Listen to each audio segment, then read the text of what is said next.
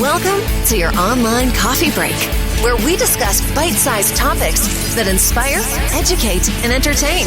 Here's your host, a software innovator, award-winning marketer, and astronomy and space buff, Chuck Fields. Hello, welcome to Season 3, Episode 1 of your online coffee break. This also happens to be our 100th episode, and I am so excited. In all this time, we have achieved over 100,000 downloads and views by viewers and listeners in more than 116 countries and all 50 U.S. states. Thank you so much for tuning in. We do really appreciate it. Another recent event that I'm very pleased to announce is that we have become a finalist, a top 10 finalist for the 2019 People's Choice Podcast Awards in the science category. Now, obviously, we have several different topics that we have discussed in these 100 episodes, but one of the ones dear to me is science. And as a result of that, I've actually decided to do a spin-off series called Your Space Journey that focuses more on the leaders in the incredible advances in space exploration. I'm going to show you a trailer for that right now. Welcome to Your Space Journey, where we venture into the future of space exploration and the incredible leaders who are taking us there. This really represents the furthest that the hand of man has ever reached in terms of photographing an object in the Kuiper Belt. This has never been done before. Now, one fundamental research question is really at the heart of many of our missions, and that is a question that we're learning a ton on right now, and it has to do with, is there life out there? Right. It's a fundamental research question, if there ever is one. I think it is the settlement of Mars in particular. While it's possible with existing propulsion, absolutely, you can get to Mars in 6 months with existing propulsion, it will drive the development of advanced propulsion in the same way that European settlement of North America drove nautical technology.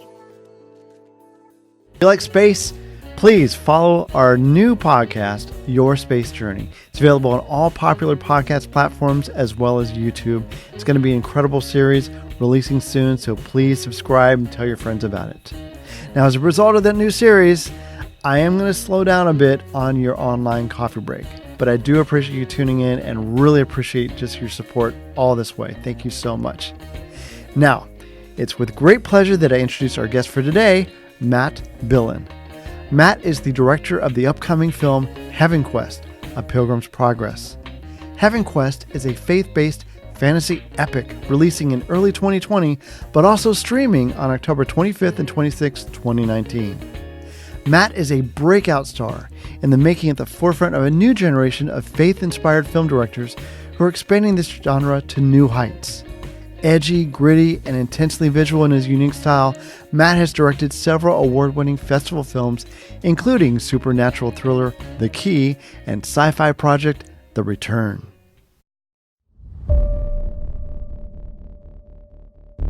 The prophecy says that 5 gifted ones will be called, and their coming will be a sign that the king is returning. You are one of the 5, Vangel. You have been called, and now we have found you.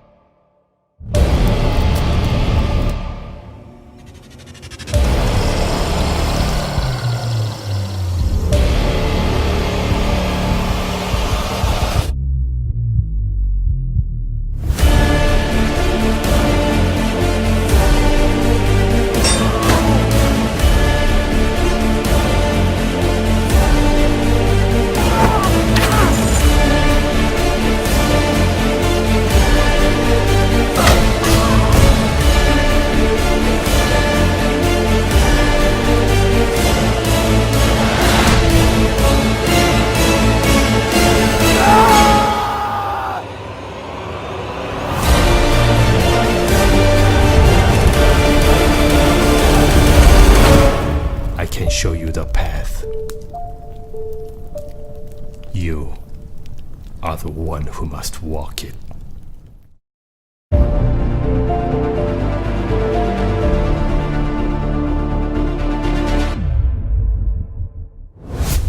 Online coffee break. Matt, thank you so much for joining us today. Really appreciate it. Hey, thanks for having me. Appreciate it. My pleasure. Now, Matt, some of our audience may not be familiar with the incredible story behind this 400-year-old book, A Pilgrim's Progress. I was just wondering if you could tell us a little bit about that. Yeah, I mean, this is considered by some to be the first, I mean, depending on who you read and who you ask, this is considered to be one of the first novels ever written.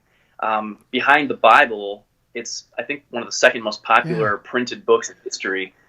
It's never been out of print. I think there's been 20 million copies that have been circulated through the last 380. Well, I think it's like 341 years or something. And it's just amazing. I think the current generations have kind of lost touch with it a little bit. They all know of it, have heard of it. And a lot of us read the abridged versions because the Old English version is so difficult. But no, it's great. I mean, it really is this iconic book in Christendom. And you know, I think there's certain sects of Christianity. People read this; they use it for homeschooling curriculum, whatever. But it's just a great story. It's got a lot of great things in the source material that we can kind of dig into as storytellers. You know, so I was just really intrigued by it. This goes back like 8 years, but I was super intrigued by it and wanted to make a movie about it. I was going to say, yeah, what drew you into retelling this story in the first place? Well, I'm someone who. To not get in too much to it, but I was doing a lot of kind of behind the scenes work in documentary and film and graphics and audio and composing music and camera operating and making some short films. And I finally got to a place where I'm like, I really want to make a movie. I think I have the skills, I have the know-how to do this. And I had been reading an abridged version of this to my two boys who were young at the time. It was like a kid's version. But the artwork was so whimsical and cool. It reminded me of like Lord of the Rings, some of the old artwork for that. I thought this is such a cool story. Like it doesn't work like the original's more difficult because it's very modular and it's very like, hey, Christian learned a lesson. Now he learned another lesson. Now he learned another lesson. And there's not any big real storytelling themes that run through it except that he's trying to get to heaven. That's really the main thing. And he's got people that are helping him and trying to kill him along the way or deter him. So I just thought it would make an amazing movie. It took a while to get from initial inception of thought to actually like boots on the ground, like trying to make it. That was probably like another 4 years of just like, you know, I was doing so many other things and I was making short films and I just didn't feel like I was ready. But about 3.5, 4 years ago, I finally was like, okay, I'm going to start really pushing to do this first feature film. See, I think that's incredible too. And what if I understand this right, this is more like a prequel actually to the book. It sort of has that Lord of the Rings, Game of Thrones feel to it. So how on earth did you adapt the story to go that direction? Well, first off, I mean, we were very careful and appreciate the compliment. Sure. The trailer was great, and we have some amazing cinematography in this movie and locations, but we did keep the story pretty intimate and small because we knew we couldn't do anything bigger on a smaller budget. Right. So yeah, I think if you go into it expecting like I want to see the next Lord of the Rings movie, you're going to be disappointed. I think if you go into it expecting just a cool little story set in a fantasy world, I think you'll be much more pleased with what you see because that's about expectation. What's he like? He's strong, like a hurricane wind. But he's gentle. He's kind. And he's just. But yeah, adapting-wise, we started out trying to make the actual Pilgrim's Progress movie. We wrote numerous scripts. I think we went through like 12 or 13 scripts, just written by a few different people. It was just such a hard. It was really difficult to convert it, to really stay true to the source material and convert it into a narrative kind of piece of storytelling. We found it difficult. There was a lot of discussion. What we ended up deciding upon was building a world as opposed to just telling this one story. So we thought, let's build this world, kind of Bunyan's world, where, and there's not a ton there to work with, but there's some. And we added a lot of locations and places and cities and different things. And we just built this lore around it. We even wrote a whole backstory, kind of like Tolkien had done. And we used some of that. But we ended up just taking an iconic character who's a recurring character in the actual Pilgrim's Progress, which is Evangelist. He's like the wise old Gandalf, wizard, sage kind of guy that keeps kind of smacking Christian on the hand and saying, hey, you fool, you did this wrong again. Like, stay on the and narrow. You're kind of, you keep deterring. And that's kind of his job. So we were like, how did this guy become who he was? Obviously we had to create the lore, the backstory behind it. So we just took him and we made him 30 years younger, and we told his story. He was this judge who was kind of a wicked guy. He's brought before this evil king, and he's accused of certain things because he's essentially being tempted to go to this good king, this good kingdom. And that's a no-no. It's like, you can't leave this kind of horrible place you're in. You're going to stay here. It's oppressive. And so we kind of created that world, and he's ultimately, his arc is he's going from this very judgmental, sent people to die, sent people to death. He was lustful, he was sinful, and we are taking him out of that, and people are helping to guide him to not only being a new person and evolving, but also getting to the north, which is essentially God, right? I mean, this is not some great hidden symbolism. This is very in your face. Although, I think what we did here is we tried to stay true to what Bunyan did. He was very, very allegorical. So everything in this is allegorical. It's not like, we're not going to slap you in the face with like, here are the Gospels. It's there though. It's totally there. And if you're watching it as a Christian, you're going to see all the amazing symbolism in there. At the same time, I think someone who's maybe not churched or doesn't have a belief, or a Christian worldview can see it and just kind of enjoy it as a small little fantasy film. So we kind of tried to play both sides of the fence. I think we sort of came up in a good place, with how that turned out.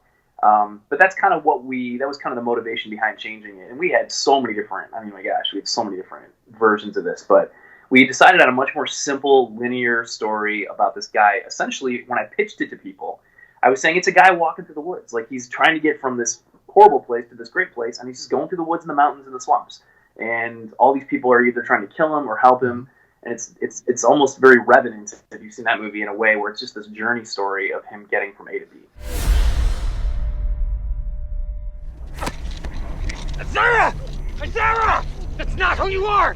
That's not who you are! The king freed you from that darkness. He chose you, remember?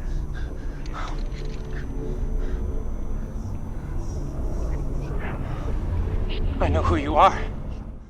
Well, Matt, I think that's incredible. You mentioned that there's several iterations as you're going through this, and I could not imagine all the challenges you face, even budget, $250,000. What can you describe some of the challenges during this movie and how you overcame those? Well, first of all, raising money is really difficult in itself. And like, I had a lot of people that liked the concept and liked the idea, had a lot of conversations. I'm part of this job and I was a producer too, is networking. I probably was on the phone for 1.5 years with just 50 different people, just always on the phone, networking, building our team out, getting people to attach. Some people leave, some people come on. It was just this huge process, but getting money was the first difficulty. Once we finally got a story and a look and a feel and everything, we wanted the right people attached. We were able to raise the money fairly easily. We probably could have used more. Every filmmaker is going to say that. But we did. We finished the race. We did the best we possibly could. We were really good stewards of our money, and so we're proud of that. Well, and you should be, and you are definitely very ambitious, man. And the one thing that I was really impressed, I was looking at your repertoire, sort of, and you've directed several award-winning festival films, including The Thriller, The Key, and your sci-fi project, The Return. And I believe you might be a fan of the old 80s classic Blade Runner. Oh man, huge fan. It's like my number one. So I guess you kind of drew from those to come up with this incredible film. Yeah, it's an amazing film. That's my vision on the next film. Is I really want to do something still in that kind of redemptive, faith-based world, but I want to do sci-fi, like really high concept sci-fi. It's probably my favorite genre. Blade Runner is by far one of my favorite movies of all time. It stands up still today, and I love Aliens is a great movie. The Matrix is a great movie. These are iconic sci-fi movies. So I'd love to do something like that, but keep some of these, but keep it in the faith-based space. I'd love to do. So we'll see. But that's the plan. Yeah. Now the cast too is fascinating. You mentioned how you came up with some of the wonderful producers and editors and everything. But how did you come up with this incredible cast? Honestly, a lot of it was networking. People knew people who knew people, and we only did a little bit of actual casting, like in a casting studio. We only cast Asger Fullman, who's a Danish actor. We cast him. A lot of other things were situations where we had like friends of friends, and I know this great actress from Mexico, and let's connect with her. And so a lot of that, we would get kind of phone footage come in of people reading lines, and we would get headshots and maybe YouTube clips and things like that. So we cast like 90% of the movie just kind of with who we knew. And then when we went up to Northern California, we used some local filmmakers up there to help us cast some of the extras. But yeah, I cast the main lead, who's Patrick Thompson, who's a friend of mine from Chicago area. And he's a commercial actor, was a model, really, really talented, incredible, just at showing full range of emotion, really good physical actor. Kind of an unknown, but honestly, after this, if this gets out anywhere, like, he should get more roles. He's really, really talented. And he was in my shorts too. Awesome. And I thought he was so good and so professional. I'm like, we need to bring this guy out. So he was probably, this is his big thing. This is his biggest film. Some of the other actors we're very diverse. I mean, we have 2 really well-known Korean actors, 2 very well-known Mexican actresses. We have a Danish actor, African-American, British, Australian. Peeta Sargent from Australia is absolutely incredible in this movie. She made me look so good. These people made me look so good. As I made a lot of mistakes the first time director of a feature film, and they would just nail it. And like, the emotion, the believability is, I think, really different. I mean, I've seen a lot of faith-based films, and sometimes the acting is, sometimes you'll have some good acting and you'll have some kind of people that kind of fill in, or friends of friends, and they don't have necessarily the acting chops. The acting in this movie is up there with anything you'll see. I mean, it's pretty good, and it really pulls you in, and I think it adds a lot of richness to the world that we have so many different ethnic backgrounds. And people would ask me, hey, as a director, do you want me to use like an English accent? Do you want me to speak more kind of American English or British, or what do you want me? And I was like, keep your accent. I mean, awesome. Infield's got an amazing Korean accent. Australian, Peeta's got this amazing Australian actress or accent. And, we had a great English actor, Eric Teedy, who's a voice actor, and his voice is amazing. And I'm like, just do what you do. Like, just speak how you speak, because it's going to be awesome. And it's some of my favorite stuff about the film. Matt, I even heard that some of the actors helped write their own lines. Yeah, we actually didn't use a full-fledged script. That was something that I felt like the Lord was telling me early on, was to just not use a conventional script, which was a little terrifying, because that's just not the way it's done. So we ended up writing a 30-page treatment that had some dialogue, and then some that was just kind of described. And we let some of our talent like memorized exact lines that we wrote, and some talent wanted to improvise a lot and write some of their own lines within the context of the story. So we really allowed, like, Peeta did that a lot. As her character, Zara, she just felt, and these are accomplished actors and actresses, so we let them have some creative freedom. Alan Powell, who was our main villain, he, again, really emotional, intense actor. We let him kind of create. We would have lots of discussions about should we not say this, and he would kind of like tweak the dialogue. So Patrick, he stuck a little more to the script because it was his first feature, and I think he wanted to make sure he was prepared with those lines. So it was a little bit all over the place, but it worked out pretty well, and the story is cohesive enough. We don't have any big issues with dialogue that was written. Oh, Matt, that's awesome. Another interesting aspect is how this movie is being released. It's very non-traditional. Can you tell us a little bit more about the release coming up? So we're doing a 48-hour sneak peek for $5, the October 25th and 26th. And then you can actually upgrade from there to buy the DVD if you'd like, or you can wait until the new year, 2020. We're going to release it domestically and globally on streaming platforms and also via DVD. So now, Matt, how do people sign up for the $5 streaming? Well, if you're not following us on social media, you can go to HeavenQuestFilm.com, and there you can see the trailer. There's a quick little, hey, $5, you can sign up. Nice. It's really the same price you rent through Amazon or Vudu or anything else. And that's it. You'll get an email. You'll come the 25th, 26th. That goes live. You can watch the film. There's a little bit of me before and after, and Darren talking about the project and thanking you for signing up and supporting us. And that's pretty much it. And then it'll go kind of dark after the 26th, and then you'll have to wait until the beginning of 2020 to actually see the film again or buy the DVD again. So, well, Matt, I tell you, HeavenQuest looks exciting. I cannot wait till it comes out. Can encourage all of our viewers and listeners out there to go to HeavenQuestFilm.com and follow you on social media so we can do this. I don't want to wish you and your incredible team just the best of success with this movie. Thank you so much, Matt, for taking time to join us today. Really appreciate it. Yeah, really appreciate it, and appreciate the press, and for people going out and supporting these small little indie projects. Hopefully we can keep making them. Online coffee break. Wow, HeavenQuest looks like an amazing film. I cannot wait till it comes out. If you'd like to learn more about it, just go to their website at HeavenQuestFilm.com. I want to thank Matt for joining us today. I want to thank you for joining us as well. If you'd like to leave a comment, just go to our website at onlinecoffeebreak.com. And as usual, we would love it if you'd rate us on your favorite podcast application, such as Apple Podcasts or on YouTube. And a reminder, again, if you like space, I strongly encourage you, would really appreciate your support of our new podcast called Your Space Journey. If you'd like to learn more about that, just go to our website there at yourSpaceJourney.com. Thank you so much for taking time to join us today. We'll see you next time. God bless.